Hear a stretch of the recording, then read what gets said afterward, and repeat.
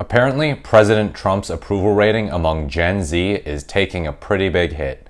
Newsweek reports President Trump's favorable rating among Gen Z voters has dramatically fallen since the 2024 election, according to a poll. A survey from The Economist/YouGov released Wednesday revealed the president's net favorability rating among those aged 18 to 29 is minus 18 points. This is a drop from the plus 19 favorable rating he scored among this demographic in the days following November's race. Trump made significant gains among young and first-time voters in the 2024 election compared to 2020. This was cited as a potential ideological shift for the youth vote. The poll's results suggest Republicans cannot rely on this historically Democratic-leaning voting bloc for support in future elections. Yeah, it's what they say. They like the idea of a candidate, but they don't so much like the candidate when they take office. They don't like the reality of the candidate. These young people, they were so drawn to Trump when he was the opposition, but now that he's the status quo, they're like, I don't know, man.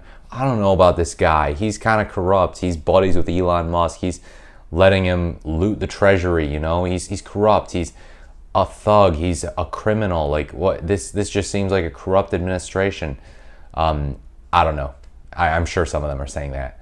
But yeah, the latest Economist/YouGov poll showed that a majority of U.S. adults have an unfavorable view of Trump, 52%, while 46% hold a positive view of him, giving the president a net favorable score of -6. The survey was conducted between February 9th and 11th among 1,595 adults. The results have a margin of error of plus or minus 3.4 percentage points. When broken down further to 315 respondents aged 18 to 29, the poll finds that Trump has a 39% favorable rating compared to 57% who said they have an unfavorable view of the president. A previous Economist/YouGov survey conducted from November 17 to 19 produced almost the opposite results. Among 340 younger voters who participated in the November survey, 57% said they had a favorable view of the president, including 36 who said that they had a very favorable view, and 38% of 18 to 29-year-olds previously said they had an unfavorable view of Trump. Prior to the 2024 election, Trump appeared on podcasts popular with younger audiences, such as the Joe Rogan Experience and This Past Weekend with Theo Von, in an effort to appeal to new voters. Trump went on to win with 47% of the vote among the 18 to 29 demographic, a jump from about 1/3 in 2020, compared to former Vice President Harris's 51%, according to AP VoteCast analysis of more than 120,000 voters. Yeah, that's pretty huge. He did well with the youth, and that's terrifying. The president was initially seen as having an easy win immediately after re-entering office on January 20th by signing an executive order granting TikTok, the video sharing platform hugely popular among young people, a 75-day reprieve from being shut down in the US. I don't know about TikTok. I don't know if young people are right on that one. TikTok's not that great. TikTok was set to be banned in the US unless its Chinese parent company, ByteDance, sold it off by January 19th. The law banning the app over national security concerns was passed by Congress in April 2024 and later signed by then President Biden. Trump's decline in favorability among younger voters follows the introduction of several policies and proposals that may be unpopular with younger demographics. These include his mass deportation plan, targeting of diversity, equity, and inclusion initiatives, and suggesting that the U.S. will take over the Gaza Strip and resettle Palestinians from the area while it is rebuilt. That last one there, that's a legit thing in the sense that there were actual young voters, voters saying, well, I don't like the way that Biden is handling Israel-Gaza, so I'm just going to bite the bullet on Trump. And then they find out that Trump is not better on Israel-Gaza than Biden is. He's worse. He's less Gaza-friendly, more Israel-friendly, more of a simp for Benjamin Netanyahu. So people who voted based on that were wrong. Republican strategist Brian Sitchek told The Hill on February 1st about Trump's TikTok deal. That is certainly very appealing to influencers and young voters, a demographic that Trump exceeded expectations with in the 2024 race, a group that has not been particularly favorable to Republicans in decades. Quote, the question for Republicans running nationally and statewide is often, how can we stem the bleeding on young voters? And Trump has found a way to get to something that very much matters to these voters and impact the influencers that then affect these younger voters. Yeah, so I think a lot of young people, they realize prices are not down, that Trump's not going to help them achieve the American dream. I think that's part of it. The reality is setting in. And people don't want Elon Musk involved in the federal government.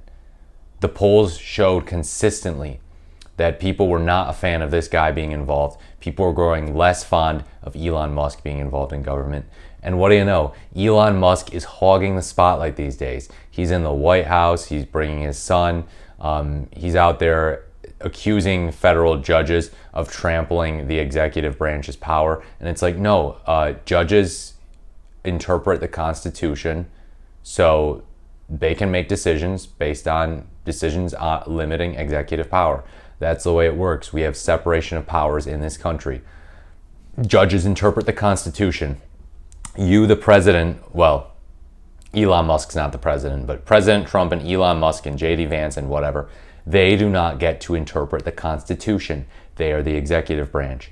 So I have to think that young people who learned about separation of powers and all of that important government, that fundamental stuff to government, to democracy, to our republic in school, and who have that stuff fresh in their minds, they are not particularly fond of the way that the Trump administration is treating separation of powers. I mean, I'm a law school guy, and I took constitutional law, and so I can pretty much tell, when I'm reading these Elon Musk, JD Vance tweets about this, that JD Vance especially uses a lot of sophistry, uses a lot of highfalutin language, and is very slimy. But I'm like, no, dude, you're wrong. Dude, I took constitutional law. I know that you're wrong. I know that you're lying through your teeth. You went to law school too, buddy. You went to Yale Law. You, of all people, JD Vance, should know that what you're doing is wrong, that it's unconstitutional, and that the judges are 100% right to say that you cannot do this, that President Trump cannot do this, and that Elon Musk cannot do this. So yeah, it's just the ignorance. Well, I wouldn't even say the ignorance of the administration, but I would say it's the deliberate lying. Elon Musk too, lying about going after government waste, when in reality he's just plundering the treasury. He's just trying to get himself more money, him and his buddies, Tesla. And he's got these young people working for him, these young people with no security clearances. So yeah, where there's smoke, there's fire. And I think Gen Z realizes this, and that is why they appear to be souring on President Trump. And they soured pretty hard. He did well in November, but now people are singing a different tune. Let me know what you think in the comments below about young people souring on President Trump. As always, please like, comment, or subscribe to the channel. Thank you so much for watching. This has been the Morris the Merrier, and I look forward to speaking to you in my next video.